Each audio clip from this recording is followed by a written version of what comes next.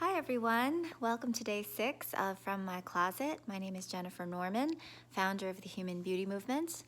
The Human Beauty Movement is a company that I started to essentially help to up-level the beauty industry, helping us to kind of look at the beauty that's inside of us rather than outside of us. And so I provide these little quips of inspiration. Hopefully it might be helpful for you. And then afterwards I grab something from my closet and gift it to somebody who wants it. And so today, for today's episode, I really thought that it'd be interesting to kind of talk about the stories that we tell ourselves. I've been telling myself a lot of stories lately, some of which I think that I started to believe. For example, one story that is very commonplace in my life is that I suck at relationships. I suck at the whole thing about being in a relationship. And why do I tell myself, or, why is that my track record? Well, I've had 2 failed marriages, countless, relationships, and they all seem to end in disaster. And so I've kind of come to the conclusion that, I'm no good at relationships, and it's really no big deal. It's just the way that it is, and it's the way that it's going to be for myself. And then, of course, as I'm doing all this self-reflecting, thinking about life lessons and all the things that are kind of impacting me and my ability to heal myself and heal others, of course, I had to kind of reflect upon the fact that, maybe this is just a story that I'm telling myself and that I'm trying to convince myself of for some particular reason. Maybe it's just to cover up some kind of damage or some kind of pain that I have deep down inside that I feel is probably more convenient to just ignore and just push down rather than addressing it or facing it and saying, you know what, I think I want to learn from this and move on. I almost kind of shortcut my own sensibility and thought to myself, well, I've got so many more things to focus on. Romantic relationships really isn't one thing right now that is really of importance for me. And so, on and on and on, I tell myself this story, and I would continue to reinforce it with layers and layers of other stories and other things that seem to validate that initial story. But what if I wanted to change things? What if I, all of a sudden said, you know what? I'm going to get really good at relationships. I'm going to be the best possible me and bring myself to a relationship that is going to be beneficial. It's going to be mutual. It's going to be two-sided, and it's going to be something wonderful and fruitful for the future. It's quite possible. I think that, it's a lot of thinking about what Abraham Hicks has been kind of sharing in terms of, if you change your story, you change your life.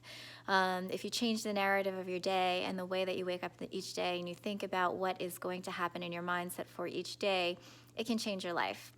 So rather than focusing on the negative, whereas it could be something as simple as, oh my gosh, I am so tired. Well, doesn't that just create a self-fulfilling prophecy that you're tired, that you feel tired, that you're going to be tired? What if you woke up each day and told yourself that you were so full of energy and that you couldn't wait to just jump into everything that was going to happen to today? Wouldn't that change your mindset? Wouldn't that change your attitude? I could do the same thing. And I'm going to start putting this into practice myself, because I like to be somebody that strives to self-improve, and somebody that tries to listen to her own frame of mind, her own talking, and not just kind of, through platitudes out in the universe and hope that somebody else might benefit from them. I really want to start with me. I really want to try to change myself and change my narrative.